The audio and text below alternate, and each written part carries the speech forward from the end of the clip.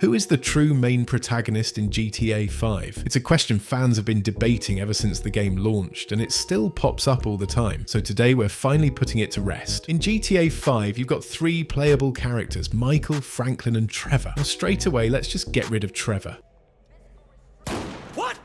If you've played the first couple hours of this game, which I'm sure everyone watching this has, you probably already knew he was never going to be in the running. After the prologue, we don't even see Trevor again until Mission 13, Mr. Phillips. That's around 3 hours into the game, depending on how you play, which already tells you something. He's not at the very centre of the narrative, which leaves us with Michael and Franklin. Now here's where things get interesting. On one hand, we have Franklin. He's the first one you control after the prologue, and in Los Santos. He's young, ambitious, and clearly set up as the underdog, the same way Rockstar has introduced pretty much every main character before him. His arc is a classic rise to power, starting off in the hood repoing cars for Simeon, trying to escape a life he knows is a dead end in South Los Santos. He feels like the most traditional GTA protagonist in the game, and with Michael as his mentor, Franklin becomes the man he always wanted to be. He's the character with the most potential for growth, while Michael and Trevor are kinda stuck in their ways. By the end of the game, Franklin is also the one holding all the cards. He gets the final mission choice: kill Trevor, kill Michael, or try to save them both. A, B, or C. Time's ticking, pal. Beep, beep, beep, and your answer is... This is another major reason Franklin is seen by many as the true main character of GTA 5. He can't be killed. You didn't die in GTA 5 at the end, right? I can't die in the game. You can't kill me. It's not an option. You got A, B, or C. Trevor, Michael, or nobody. Not Trevor, Michael, or Franklin. They got me to kill. If you go, remember, it's to pick me to kill one of the two.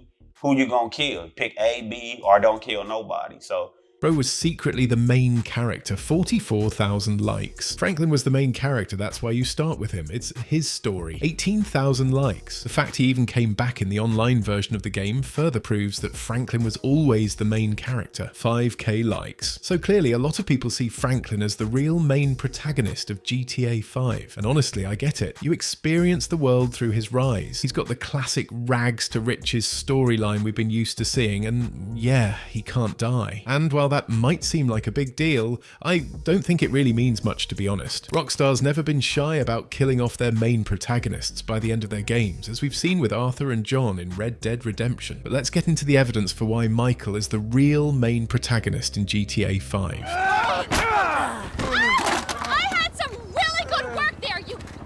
She might have had some good work, but being an actual NPC, she definitely wasn't using a VPN. So don't be an NPC and protect yourself online with private internet access. Pia is one of the biggest VPN providers globally, hiding your real IP address and encrypting your internet traffic, keeping you pretty much anonymous online. This means your internet service provider, hackers, or anyone snooping on the network you're connected to can't just sit there monitoring everything you do. And while you're gaming, it also makes it a nightmare for weirdos to track your IP, target you, or mess with your connection while you play. You can run it on unlimited devices at the same time, so all your devices are covered. You can literally protect your entire household with just one subscription. And on the fun side, Pia lets you change your IP to servers in 91 countries and all 50 US states, so you can access content libraries and region-restricted content from all over the world. Also, private internet access has a strict no logs policy that's been independently audited, so you can be sure they don't keep any records of what users are doing while connected. Right now, you can get private internet access for 83% off, plus 4 extra months free when you use my link, which also supports the channel. So although Franklin is the first protagonist we get to play as in Los Santos and free roam around with, Michael is the very first protagonist you ever play as in GTA 5 full stop. The game opens in North Yankton, which basically establishes that it's Michael's story first. The prologue is the foundation of the whole narrative, and even after the main story feels like it doesn't actually start until Franklin meets Michael again. That's a 9mm semi-automatic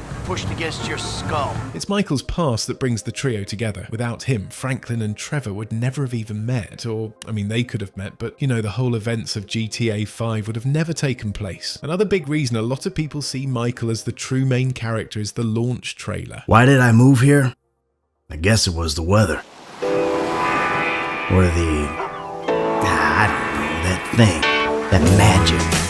Michael is the one front and center in the very first trailer for the game, narrating over shots of Los Santos, talking about moving there and starting over. The first time we ever saw GTA 5 was through Michael's eyes, which for a lot of players makes him feel like the main guy. Now on its own, this isn't a great piece of evidence. It's kinda like saying Morgan Freeman narrating Shawshank Redemption makes Red the main character, when really it's Andy Dufresne. But when we stack this on top of all the other evidence, it does help build a pretty strong case for Michael being the real main protagonist. Michael's main colour in the HUD is also blue, which is the default HUD colour of the game. When you play as your GTA Online character, the HUD is blue, and when messing around in director mode with NPCs, they all use Michael's blue. It's almost like under the hood, the game treats Michael as the baseline protagonist. And speaking of under the hood, in the code, Michael is labelled as Player 0, Franklin as Player 1, and Trevor as Player 2. Michael is the first in the actual internal naming order, which doesn't automatically mean some dev left it as a note to say Michael is the main character confirmed, but it does suggest he was the template they built the other two around. He's literally Player 0, ground level. Moreover, during the story, you can't help but notice how almost everything keeps revolving around Michael. Basically, every major problem the trio faces can be traced back to him, whether it's the FIB breathing down their necks, being on the hook for Madrazo, or even Devin Weston muscling his way into their lives through Steve Haynes. It all stems from Michael's choices. He also has the most cutscene screen time, gets his own unique therapy sessions, and overall has the most fleshed out story of the three. Don't get me wrong, Franklin and Trevor have amazing arcs too, but they're just not as close to the heart of the story as Michael's. On top of that, Michael is almost always calling the shots and planning the jobs, only really sharing that role when Lester's involved. I will keep my eyes peeled, General. Thank you, Michael. Hey, no problem. No, really. So we really finna do this shit? We finna risk our lives to rob some motherfucking government killers again? Yep.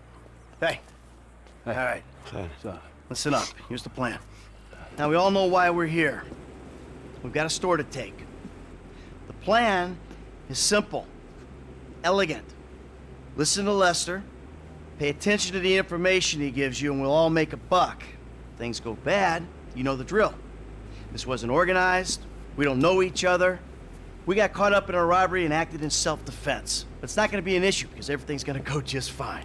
Mechanically, Michael also has the most classic Rockstar protagonist ability, bullet time.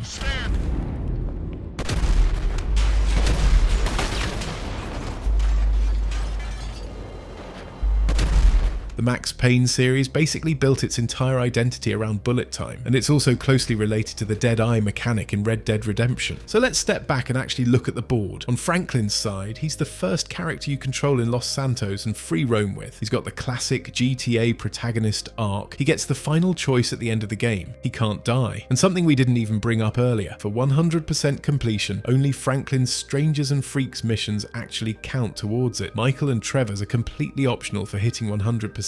Now on Michael's side, he's the very first protagonist we play as in the game. The prologue / his past is the foundation for pretty much the whole story. The launch trailer, his blue HUD colour, he's Player 0 in the game files, he's the shot caller on jobs, and his special ability is the iconic bullet time. So who is the true main protagonist of GTA 5? Well, based on everything we've laid out, it looks like it's actually Michael, but I want to know what you think. Even if the evidence swings in Michael's direction, who feels like the true main protagonist to you? For me, it's definitely Michael, but let me know in the comments what you guys think. If you made it to the end, thanks so much for watching. Happy New Year, happy GTA 6 year, and of course, don't forget to hit the like button if you enjoyed, subscribe if you're new to the channel, and I'll see you in the next one. Take care.